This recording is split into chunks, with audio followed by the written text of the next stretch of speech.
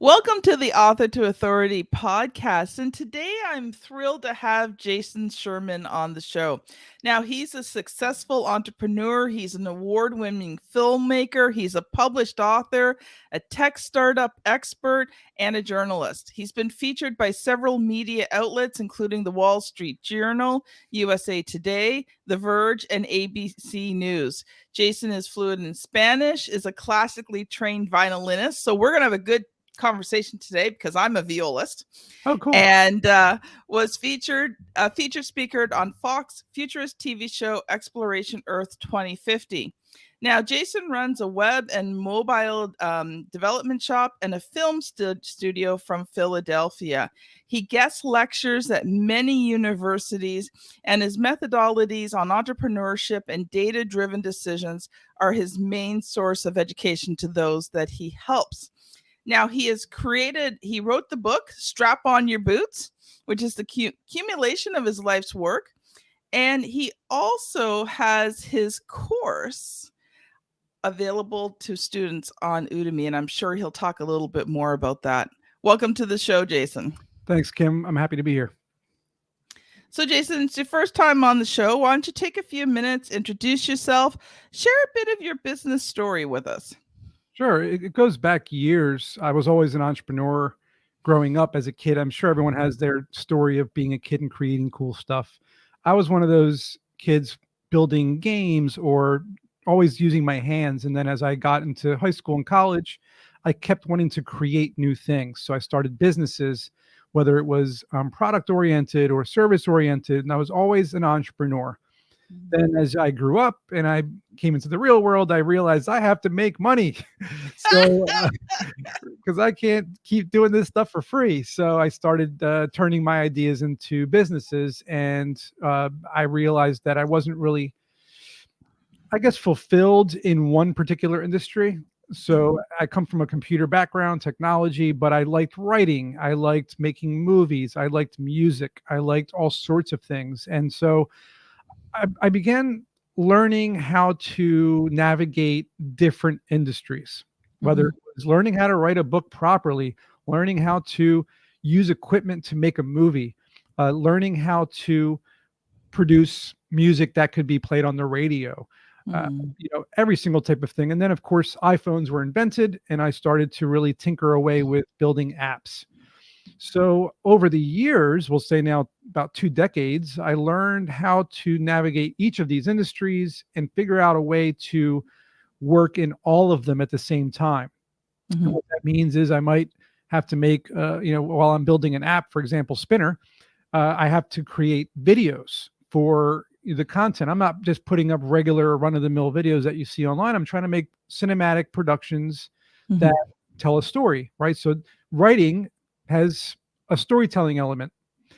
Video is the videography section of it. And then, of course, music, right? Because you really can't use commercial music that very, very easily. So I can make my own music to put in. So I feel like I've used all the skills together, and that's kind of where I am today.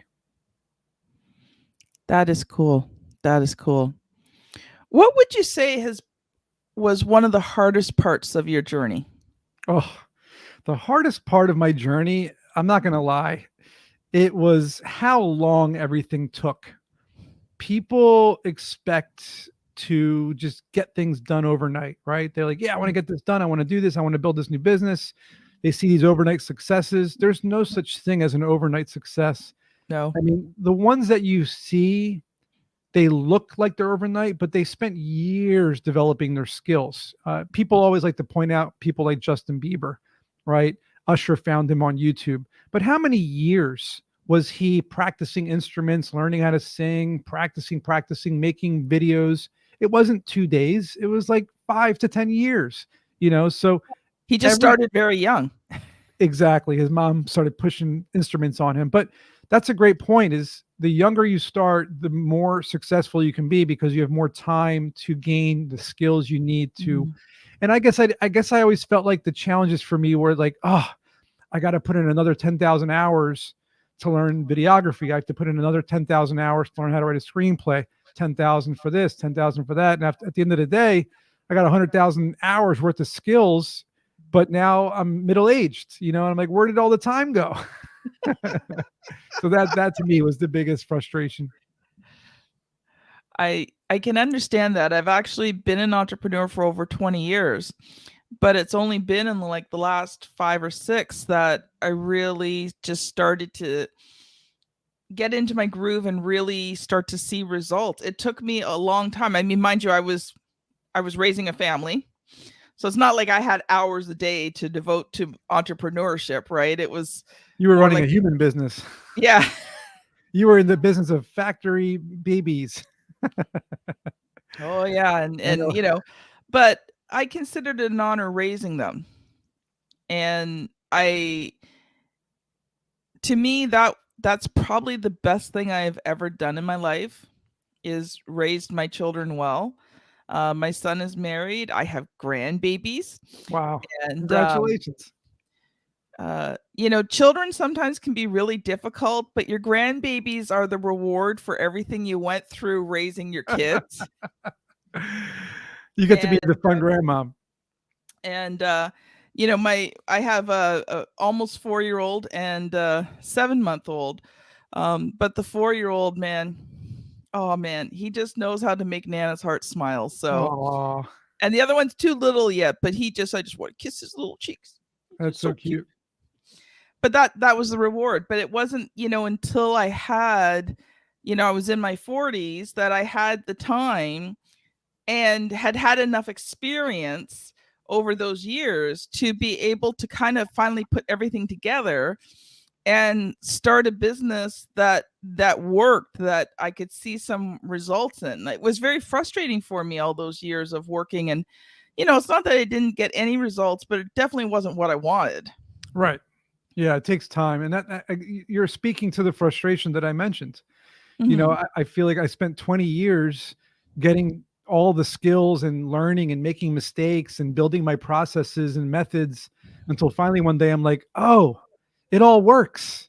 Now I have a business. Now I know how to do this, but why did it have to take 20 years? So I wish people understood that. I think that's the biggest take home today for anyone watching or listening, is that being an entrepreneur is a lifestyle. Picking up skills and starting a business takes years. You're not going to succeed on the first try. So just, try to make mistakes as quickly as you can to learn from them. And the journey is really what you have to enjoy, not the destination. They say that in all the quotes, it's enjoy the journey, not the destination. And I've tried my best to do that. It's hard, but I've tried. Mhm. I agree. Like and I think something that as entrepreneurs is we cannot um, gauge ourselves or compare ourselves to someone else and their journey and what they've been through. Maybe they had some advantages. I mean, one of the things that I cried out for in those early years of entrepreneurship was to find a mentor a person who would mentor me. And you would think it wouldn't be hard, but it was. Yeah. I joined several different types of companies where you kind of ran your own business, and I would, in the interviews, I'd interview leaders and say, okay, I want you to mentor me. I will do what you tell me to do, but you've got to teach me. Right. And then I would join, I'd get the basic whatever training, and it wasn't until I joined one specific company that they had a manager whose job was to mentor people. And that And that was worked. the start. That was the catalyst for you. Yeah. And you mentioned people, they see what's out there and they want that. They compare themselves.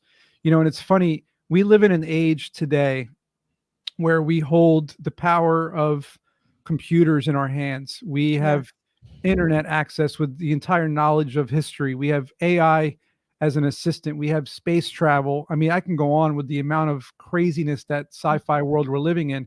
So what has happened to people is, because they're so used to now having this space age, sci-fi lifestyle, they now just get envious of the have. It's the have versus the have nots. Like, you have this comfortable life according to the 1800s. People back then were starving. or dying at an early age. We're living to 100 years old with food available by the push of a button. So now they're like, well, I want that now, and I want that now, and it's you got to be happy and comfortable with what you do have, and realize that we do live in an extremely powerful age. This is just the era of knowledge. Well, even in today's world, if you live in North America, you're richer than 95% of the world. Yeah, exactly. So stop complaining about things. I mean, you could be one of the poorest people in North America and still have more than the rest of the world does. Yeah, exactly. I mean, most people, okay, don't get me wrong. I mean, there are people in North America who go hungry. Sure. Okay, I'm not saying that they aren't. But, their hunger compared to the hunger of the rest of the world. The starvation. Yeah. Yeah. There's hunger, and then there's starvation, malnutrition. Yeah. Hunger is like you had some food, but not enough. Starvation is you haven't had food for 4 days. You know what I mean? So it's a big difference. Plus, we have access to much more here, which, brings us to kind of the topic that we're discussing about the ability to succeed in North America. Once again, I mean, there's just so many more opportunities here. And with the abundance of technology, if I go back 10 years when I built one of my first apps, and it goes back even further, 13 years, it was difficult. Infrastructure, I had to build everything from scratch. Yep. Technologies were brand new. iPhones were brand new. Camera technology was brand new. People didn't know what to do. And it was just very difficult and very expensive. But as time went on, 5 years, 10 years, now it's like you can snap your fingers and have an app up and running because there's open source code. iPhones are powerful. Cameras are powerful. You've seen social media grow and be devastating, so you know what not to do, and now you know how to build something that can actually help the world versus hurt the world. So people today building something have a huge advantage over us, being that we lived through the internet and iPhones and social media. We had to live through all of the goods and the bads. So now the people nowadays, they can just pick and choose the good stuff, People, I think, in North America, I don't think they realize sometimes how blessed they are. Our pastor is spending, at the time of this recording, 3 weeks in Africa ministering down there. And it's very hard to keep in touch with them because they have several power outages a day. Wow. When you think about that, like I have, with the exception of very bad weather and occasionally power lines going down, I do live in Canada. Okay, it's a factor, right? I live on the East Coast, which is very windy. So, these things are a factor, but that's rare and few and far between. And, occasionally the power will blip. But, when you spend more of your day without power than you do with power or internet, or any of these things, like I think we're so blessed in North America to have these things so readily available that we can build a business. Yeah, I think you really hit the nail on the head. People take for granted what we have, and they complain about the little things. People like to say first world problems. And it's so true. I mean, when I go to the grocery store, I hear people complaining about, that scarf being too tight. I'm like, really, Linda? I mean, people don't even have scarves in other countries. So it's, I totally understand. And, that's one of the good things about what you're saying about what we have available to us. If you're going to build a new business, let's say a new app, like I did with Spinner, the speed from validating the concept to launching a beta to get tested, to launching to the public, and to now getting users and growing was from like back in the day, like maybe it took a year or two to like 3 to 6 months. Yeah. Big shift, and so, the biggest, I guess another take home here for people is, because how to effectively figure out your target market is you have to always say to yourself, who are you solving this problem for? Yeah. Before it used to be, and this is different. It's a different question. Before it used to be, what's the problem you're solving? That was like the original startup idea, was like, well, what problem are you solving? With Airbnb, it was like, well, people don't like hotels and they want to rent people's houses. Okay, great. Is that a problem? Not sure, but it works. So it's not really as much what is the problem you're solving, who are you solving it for? In my case, I realized during the pandemic that people didn't have friends.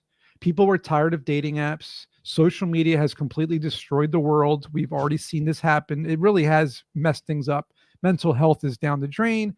Emotions are down the drain. Depression. People are suicidal. I mean, I can go on and on. Things have gotten really dire with the pandemic. So we realized there's no place to meet new friends based on the same hobbies you have. So a light bulb went off and said, I'm solving this problem for people who are isolated. I'm solving this problem for people who don't know where to go out and meet new friends. Maybe they're introverts. Yes. Maybe they're married and they don't know how to meet new friends, because once you're in a relationship, what do? You know, what if you move to a new city? Mm-hmm. How do you meet new people? What if you work from home? How do you meet new people? So I thought about all these different situations and said, I'm solving this problem for those people. That's how you figure out who your target market is. Mm-hmm. And then, as you know, you start posting ads leading to landing pages and seeing if you get people signing up. You post some social media content, see if people like what you're putting out. You get a beta. You always want to launch a very minimal viable product of MVP, which means you want to launch your bare minimum features and see what people say. And we did that for about 500 people, and we got great feedback. Some features they liked, some features they didn't like, some features we were missing that they wanted. And we catered to all of that. We tweaked and iterated and back and forth, back and forth, back and forth, till finally we found the sweet spot. That's how you do it. That's really the nutshell in how you do this. I really liked what you said there, Jason, because instead of trying to get everything perfect, and I think that's what happens, is we think we've got to get everything perfect to begin. No, that's a mistake. By the time this airs, we're recording in March, but by the time this airs in May, the Author to Authority community will be up and running. Awesome. And I will make sure that the link is in the show notes. But I'm just developing it now. But like you, I'm going to put the bare bones basic stuff in, get people using it, get the feedback so that I can know what kind of community do they want. Right. Ask the market what they want. Exactly. And then give it to them. Absolutely. Because your ideas might be great, Kim. My ideas might be great as well, but they're just our ideas. Yeah. You know, we need to know what the 8 billion people out there, what they think is a good idea. So, and plus they like to be involved. You know, they feel like it's more of a community. They feel like they're heard. A lot of apps and websites, they don't listen to you. They just put out whatever they want. And then people complain later on. We're doing it the opposite. We're saying, let's do damage control early on. You tell us what you want. We put it in there. Then you're happy. Yeah. Completely different situation. You know, it's funny with you saying that. It makes me think about some of the clients I work with at RTI Publishing when we design their covers for them. So usually we design 2 or 3 or 4 covers, no more than 4. But I always say to the client, I said, you need to put this out on social media and get the feedback. I mean, yeah, they get family and friends, but, you know, a lot of these people have audiences on social media that have their target market in it. And they'll say, but I really love this one. And I said, yeah, you do. Doesn't mean your target market does. You know, that's a good point, and I'll tell you why. We didn't realize the types of markets that were out there until we did what you just said. So we started posting different ads, different videos, and finding and going to events in person. Local events are very important. And we started finding a niche market that we did not explore. Couples in relationships. We didn't even think of that. We were targeting just regular one person at a time. But couples, you know, a wife and a husband, for example, the wife likes to go play tennis and the husband likes to go hiking or whatever. They don't like the same exact hobbies. So they want to find people that like their hobbies. So she likes crafting. He likes pickleball, whatever it is, you know? So we didn't realize it. We had to find out. So you think you Yeah. know your market, you don't know your market. You got to find out what it is by doing what Kim just said and post, get feedback, find out who's commenting on your stuff. Talk to them. Yeah. Get information from them. Yeah. And to be honest, it's amazing what feedback you get when you ask, because with some of the covers we did, people made suggestions that were brilliant, absolutely brilliant. And I looked and I went, wow, that's like, some suggestions you're like, oh, come on. Like, seriously, did you actually look at it? Right? You got to take the good with the bad. I mean, you might get 10 bad ideas and you might get one good idea, but that one good idea, it matters. It matters.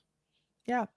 And I think one of the things I figured out, because I've been, doing publishing now, well, it'll be 7 years in July, is it took me probably a good 2 years to really nail down tight my target market. And then even in the last year or so, it didn't change dramatically, but it did shift a little bit.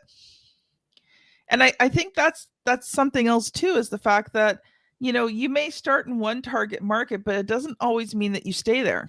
Yeah, absolutely.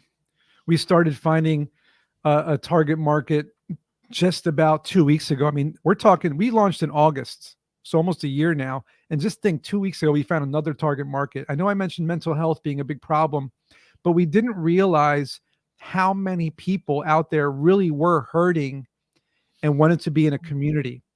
So we found that people suffering from isolation, mental health, maybe it's a social anxiety, it's a big one. People who don't like to go to events, people don't, they don't know how to meet people. We're finding that that's one of our biggest markets right now. We had no idea. We were just targeting people who wanted to meet new friends based on hobbies. We didn't know it was like, oh, mental health and couples and, who knows what the next one's going to be. We might find a community of LARPers who want to do cosplay together. I don't know. We're open to everything at this point. Oh, Jason, I want to just shift gears here, because you have authored a book. So I want to ask you the question that I ask every single author that comes on this podcast. Sure. What was the good, the bad, and the ugly of publishing that book? I'm not gonna say there was a bad or an ugly. I know it's not really cool to say that, because you're like, well, I want the bad and the ugly, but I'm going to tell you something. The book came out of almost 5 years of helping entrepreneurs on a daily basis. Yeah. Over and over and over again, over and over. It was a broken record of helping entrepreneurs. And I realized, wow, I'm getting a bit tired of this, because it was so repetitive and I was getting bored with it. And it was kind of like just repeating the same thing. So of course I just packaged it basically into a book that now I could hand to an entrepreneur. And at first I wasn't even selling it. I mean, I guess you could say the bad and the ugly would have been that I really went into it without the thinking of, I'm going to make some money off this. It was more like, I just want to get people off my back. So it was like, here's the book, read it. That's what I would have taught you in a much more in-depth way. And it started to work. So I think what the good was the area universities, UPenn, Wharton, Temple, Drexel, all these big colleges in Philadelphia recognized the value it was providing their entrepreneurship students. Yeah. Then I was approached by some PhD students at Wharton at UPenn saying, hey, we really think you should create a course based on your book to teach to our entrepreneurship department. It took me 6 months, did it, called it Startup Essentials, based on the book, but again, more in depth, more visual, more hands-on. It's kind of a complement to the book. They go hand in hand. Taught that to 300 students for about 2 years. Again, amazing results. And I feel like now that it's online, I'm no longer doing it at the colleges. Now it's online. Anybody can take it. The book, anyone can get it. It's just a much more realistic way to start a business. And I say realistic because there are a lot of gurus out there selling $5,000 quote master unquote. classes, quote unquote, because these they call themselves gurus. They're a sham. They make all their money off of off the books or off the classes. My book is super cheap. The class is super cheap. I usually give it away anyway. I always give it away. So I don't really care. I never really made money on it. It's not about that. For me, it's like, how many people can I help? And I help so many people from that. And you don't have to spend any money when you do these. The book and the course is more about hands-on work that you do to get the results. Yeah. You know, versus versus telling you a story how my rich uncle gave me $1 million and I bought real estate and got rich. That's not helpful. No. That's just not helpful. But that's what the books tell you. They tell you about like, well, I bought stocks at an early age, or I bought real estate at an early age. No. I put you to work. Well, and the thing is, what they don't tell you is they had someone backing them. Exactly. This is meant for you to do with no backing. So this is great. You know, you got into real estate when you were in your 20s, but the only way you could have done that is with somebody else's money. Bingo. You know, or if you built an app and you already sold a business for $1 million and you had that to kind of bankroll. You know, my book and course teaches you how to do this from square one with $0. Yeah. That's what the world needs. It's actually very similar to my Author to Authority book, because I teach authority marketing, but right from the very basics in the beginning. And it's not about spending money. It's about putting key foundational things in place. And one of them is having that well-defined target market. Yeah, exactly. And, you know, I practice what I preach. Everything in my book and my course is what I've been doing for Spinner. Mm-hmm. Piece by piece, step by step. I don't skip steps. And when my team asks me, why are we doing this? You know, why are you doing this? You know, it's in the book. It's in the course. I have to follow it step by step. I'm not skipping steps. Yeah. When you skip steps, that's when bad things happen. True. And I think we live in such this instant gratification world that we just you want to skip all the steps. I know I do. I admit it. Sure. I try to find the way around it, and then I mess it up and I have to go back and do it the hard way. And I've done that a few times now. And now I'm like, I think I'm just going to slow down and do it right the first time, because doing it the second and the third time is just not fun. Yeah, it's painful. You know, I always tell my partner, because he always wants, you know, this thing and that thing built quicker. And why don't we have this feature yet? And I'm like, I always say, if only I had a genie and I could ask for wishes, I'd snap my fingers and get all this stuff done. But it just doesn't work that way. We got to work step by step. And as frustrating as it is, and as long as, that's why I told you earlier, it just takes long. Yeah. So if you're going to be in business, you got to be okay with the fact that things take time. They just do. You can't get around it until we have like an AI that can just literally do exactly what you do. For now, we have the assistants, ChatGPT and the assistants that help us. You know, for me personally, it's taking like 50% of my workload off my back. Mm-hmm. It's great. But what about the other 50%? I need like an AI robot next to me. So until that happens, we're not there yet. You know, you still got to put in the work. And I think it's important that you do things right. Yeah, of course. Again, it's following steps. Mm-hmm. Mm-hmm. I've had like before, I haven't taken clients in a few years because I got kind of fed up of what you just said. I used to have client after client after client wanting to do things their way. They would always say, I have $1 billion idea. We're not going to follow your steps. We're going to follow my steps. And they would hire me and etc. It never went well. And they would blame me, of course. So I stopped taking clients like that and shifted to the clients that would read my book, take my course, and then hire me. And it always worked every single time, never failed. So why would you skip steps? It doesn't make sense. You know, one thing you have to be as an entrepreneur is teachable. You have to be teachable. And I mean, truly teachable. Not just, I get this piece of information. Now, I generally tend to be a very self-motivated person. So if someone teaches me something, I'll go do it. And don't really need you to hold my hand unless I can't either A, figure it out, or I do it wrong. Right. If you get stuck, I mean, that's why we're here as mentors, right? We're there to help along. Yeah, exactly. But, I think the people that you work with, they need to be teachable, and they need to be able to follow the instructions. And the one thing I learned with working in mentors is sometimes we don't understand why they want us to do the things they do. But they've been down the road. They know every pothole. They know every speed bump. They know every stop sign. And they know where all the traffic is that's going to slow you down to a crawl. And so they say to you, okay, do this and don't do this. And it may not make sense, but if you follow them, guess what? You'll get the right results. Faster. Yep. Stay in the right lane. Follow the traffic signals. So Jason, if people have enjoyed today's conversation, how can they connect with you? I'm on every social media platform. You can go to my website, jasonsherman.org. And at that point, you can look up all my social media on my website, my podcast, my book, my course. Check out spinner.app, which we just released. It's a video friendship platform. Check it out. I love hearing feedback. Look us up on social media. You'll find some really funny videos we've put up. And you can find me everywhere.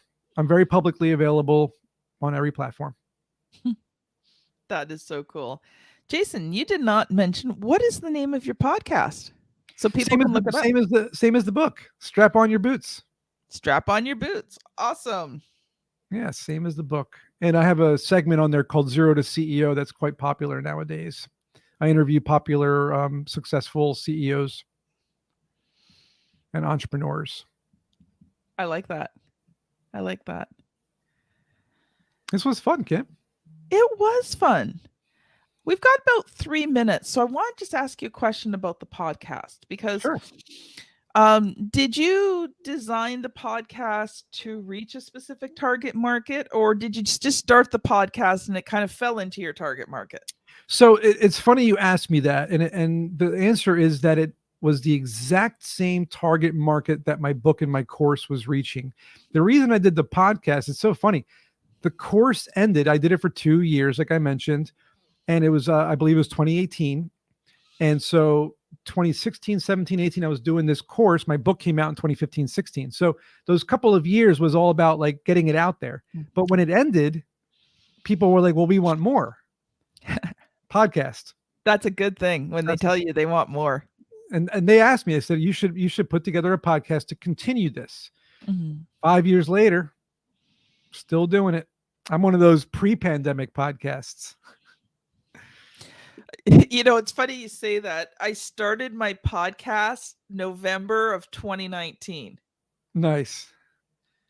Not knowing what was coming, it was about right? to happen. Yeah, mine was December 2018. So I just kind of leapfrogged about a year and a half before the pandemic. Yeah.